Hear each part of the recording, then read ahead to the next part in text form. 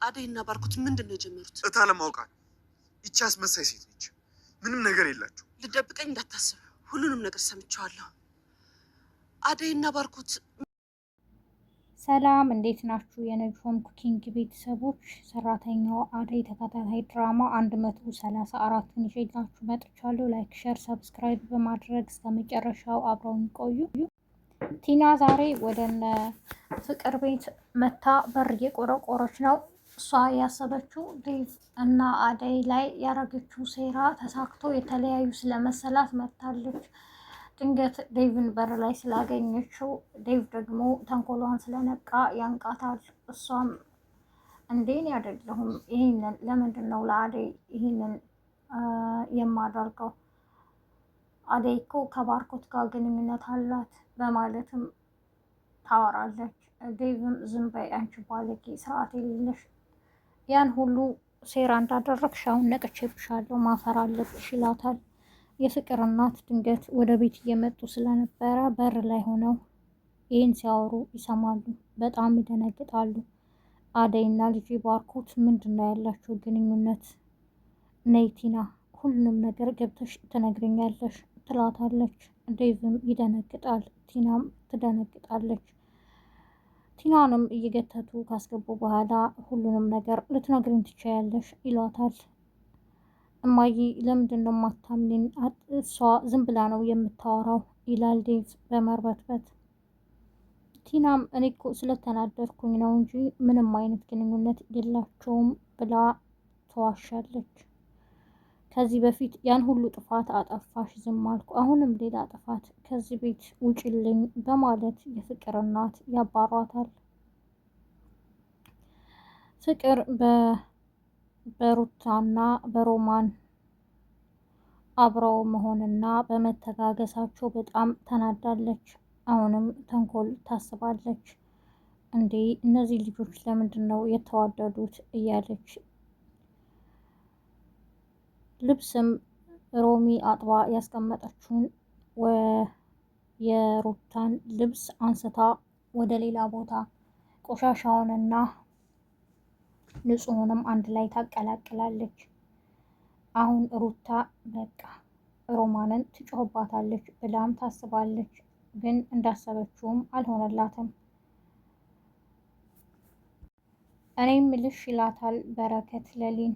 ግን እናቴ ጋር መቼ ነው የተገናኛችሁት? ደግሞ ለምንድን ነው ሰላም የምትልሽ? እያለ ይጠይቃታል። እናትህ ሰላም የምትለኝማ ያኔ መንገድ ላይ ሳገኛት ማዘሯ ሰላም ነሽ ብዬ ሰላም ብዬ እጄን ዘርግቼ ነበር፣ በዛው ሰላም ብላኝ ቀረች ትለዋለች። አይ ማዘሯ አይታ ያወጣችልሽ እኮ ይመስላል፣ እውነትም ሰላም የቤታችን ድምቀት ሰላም ነሽ ይላታል። ዴቭም ቲናን ከዚህ በኋላ እንደዚህ አይነት ድርጊት እንዳታደርጊ በማለት አስጠንቅቆ ይልካታል። ከቤት ወጥታ ስትሄድ ቤዛን ታገኛታለች። አንቺ ያን ሁሉ ብር ከወሰድሽ በኋላ እኮ አሳልፈሽ ሰጠሽኝ፣ ምን ነበር የተባባልነውም ትላታለች። እኔ ስታስቢኝ ጅል እመስልሻለሁ? አንቺ ስትንከረፈፊ አስነቃሽ ትላታለች። አሁንም ዴቭንና አደይን መለያየት አለብሽ ትላታለች። ቤዛም በድፍረት የአሁኑ ክፍያ ብዙ ነው ትላታለች።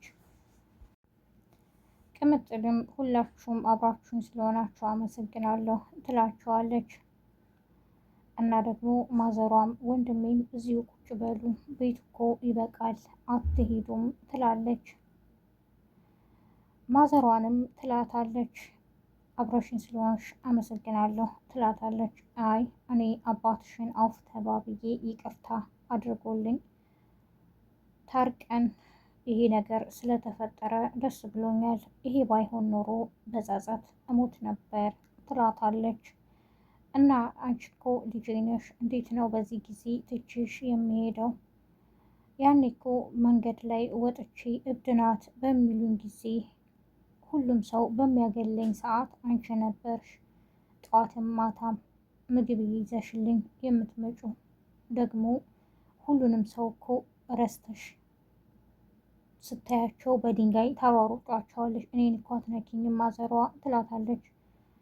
እንዴት ልጄን እረሳሻለሁ? እና ደግሞ አንቺ ምግብ እንደምታመጭልኝ እርግጠኛ ስለሆንኩ አይርበኝም ነበርም ትላታለች።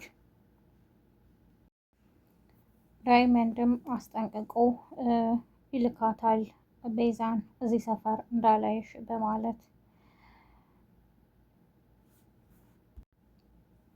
ሩትና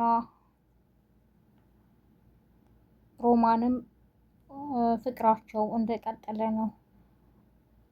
ፍቅር በዚህ መሀል በጣም ትናደዳለች። እኔም ብለው ስራ የላችሁም እንዴ? እንዴትም ትላቸዋለች። እማዬ እዚህ ቤት ሰራተኛ የቀጠርሽው ስራዋን ልትሰራ ነው ወይስ ቁጭ እያለች ልታወራ በፈለገችው ሰዓት ወጥታ ልትሄድ እያለች ለእናቷ ነገር ታቃጥራለች። ሩትና ሮማንም አንድ ላይ እየሳቁ እየተጫወቱ የፍቅር እናት ስታያቸው ትስቃለች። ፍቅርም እሳት ለብሳ እንዴት እማዬ እንዴት ደስተኛ ትሆኛለሽ? ትላታለች። አንቺ ነይ የሰው ደስታ የማያስደስትሽ ባለጌ ነሽ በማለት እጇን ይዛት ትወጣለች። ቤዛ አሁንም ብር ክፈይኝና አደይ እና ዴቭን ልለያይ ትላለች። ቲናም እኔ አንቺን አላምንሽም ትላታለች። ኪንጎም እኔ ወደ ቅምጥል ተመልሼ መሄድ አልችልም እያለ ለዳይመንድ ያወራዋል። ለምን ምንድን ነው ምክንያትም ይለዋል። ምክንያቴማ በእኔን ተከትላ ገጠር ድረስ ሄደች። በዛ አጋጣሚ ደግሞ የምትወደው አባቷ ሞተ እና በእኔ ደስተኛ የምትሆን ይመስልሃል? ይለዋል።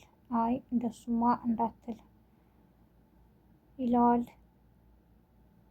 ማዘሯም እኔም ብልሽ ዛሬ ፈዘሻል ትላታለች ቅምጥልን። ድንገት ዳይመንድ ስለተቆጣው ኪንጎ ወደ ቅምጥል ይሄዳል። እንዴ ያው እሱን ስታይ እኮ ፊትሽ አበራ እያለች ማዘሯ ሙድ ትይዝባታለች በቅምጥል። የዛሬው ክፍል ይህንን ይመስል ነበር። ነጅሆም ኩኪንግን ላይክ፣ ሸር፣ ሰብስክራይብ በማድረግ አብራችሁን ስለቆያችሁ አመሰግናለሁ። አዲስ የምትመጡ ቤተሰቦች ላይክ፣ ሸር፣ ሰብስክራይብ በማድረግ የነጅሆም ኩኪንግ ቤተሰብ የሆኑ መልካም ቀን ባይ